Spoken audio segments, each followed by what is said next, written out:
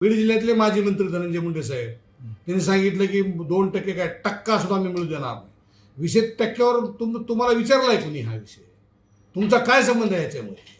तुम्ही टक्क्यावर का बोलता? तुम्ही फक्त तुम्हाला भुजबळ साहेबाच्या ओबीसी मेळाव्याला तुम्हाला बोलवलेलं नाही. तुमचा त्याचा संबंधच नाही त्या मेळाव्याचा काही. भुजबळ साहेबांनी कोणाला बोलवलंय का? मग त्या मेळाव्याला तर त्यांनी मेळावा घेतलाय, त्याच्यात तुम्हाला बळ सामील व्हायचं म्हणून तुम्ही टक्क्याची भाषा करता का? तुमचा संबंध काय त्या मेळाव्याचा? तुमचा तुम्ही खरे ओबीसीचे लीडर आहेत का? तुम्ही ओबीसीचे खऱ्या अर्थाने नेते नाहीत. आणि जे मराठा तुम्ही आज कुठल्या भाषेत बोलता साहेब?